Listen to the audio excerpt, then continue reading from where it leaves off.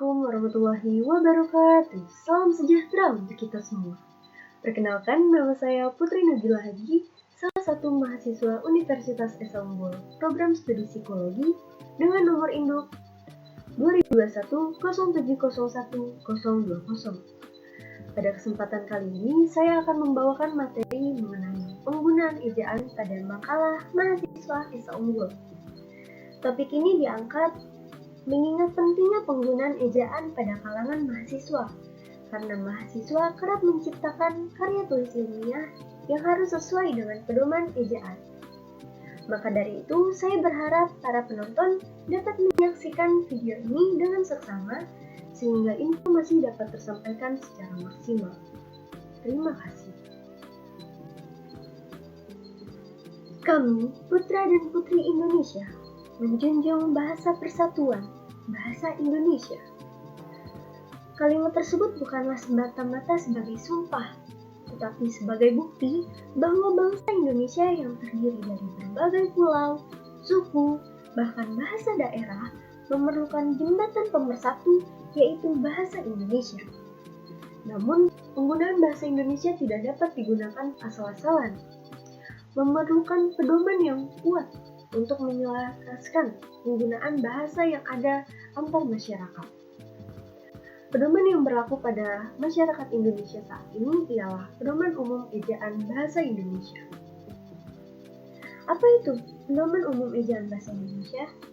Pedoman Umum Ejaan Bahasa Indonesia atau yang biasa kita sebut PUED ialah pedoman yang disahkan pada tanggal 26 November 2015 sesuai dengan aturan Menteri Pendidikan dan Kebudayaan Republik Indonesia Nomor 50 Tahun 2015 tentang Pedoman Umum Ejaan Bahasa Indonesia.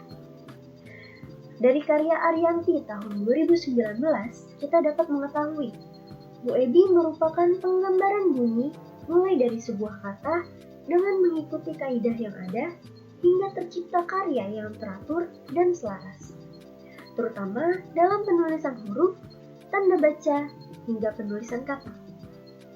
PUED merupakan penyempurna dari ejaan-ejaan sebelumnya, di mana yang terdekat ialah EYD, ejaan yang disempurnakan.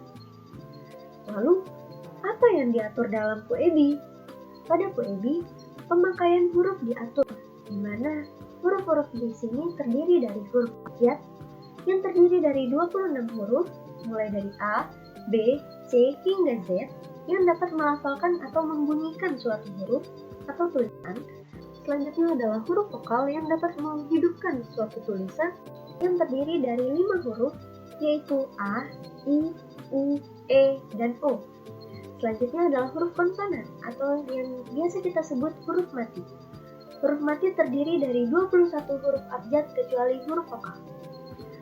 Huruf konsonan ini dibagi menjadi jenis lain, yaitu huruf konsonan gabungan, di mana contohnya ialah terdapat pada kata nyala, khusyuk, dan syair, di mana huruf konsonan gabungan ini ialah huruf konsonan yang berdempetan.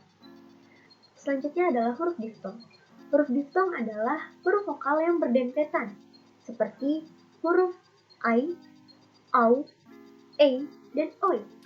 Terdapat pada kata malaikat, saudara, survei, dan boikot.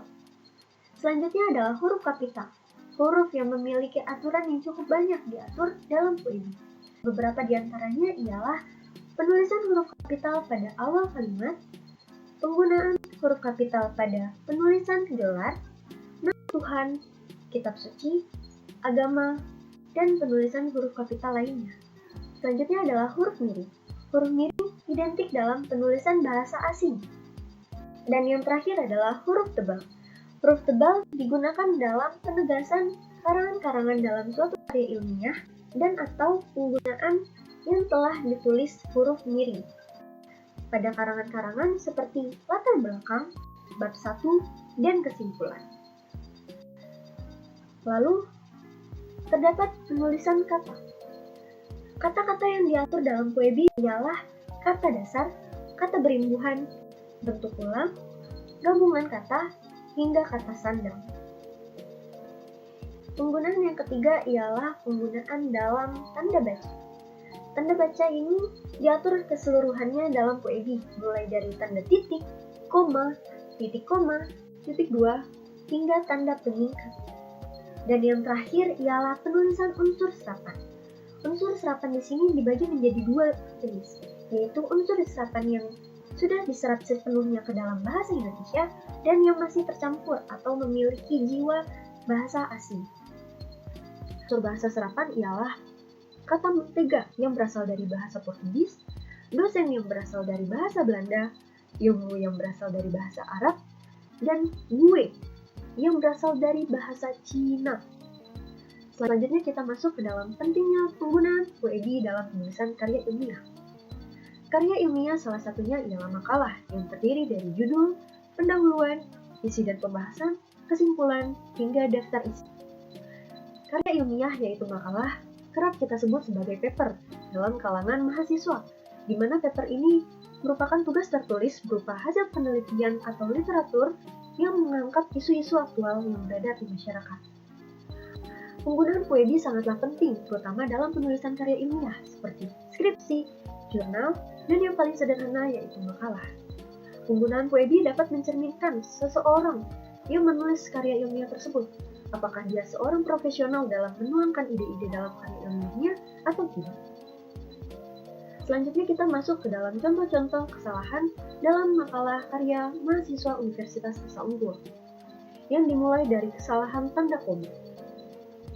Pada kalimat yang tertera dalam layar, setelah kata misalnya seharusnya diberikan tanda koma sebagai jeda antara kata dan kata, sehingga kalimat menjadi lebih selaras dan lebih baik untuk dibaca.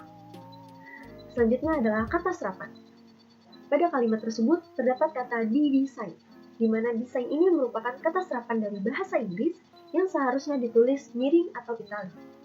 Namun, penggunaan kata didesain ini dapat diubah menjadi didesain menggunakan bahasa Indonesia dengan penulisan yaitu di-de-sa-in. Contoh selanjutnya ialah pada huruf kapital, di mana pada kalimat tersebut terdapat huruf T pada kata tangguh yang seharusnya ditulis biasa bukan huruf kapital karena tidak memenuhi unsur-unsur atau aturan-aturan dalam penulisan kapital, bukan merupakan awal kalimat atau penegasan gelar dan lainnya. Contoh kesalahan lainnya ialah terdapat pada penggunaan huruf miring. Penggunaan huruf miring di sini ialah penggunaan bahasa asing, di mana ada kata knowledge, attitude, dan skill yang seharusnya ditulis miring karena merupakan bahasa asing yang belum diserap sepenuhnya ke dalam bahasa Indonesia.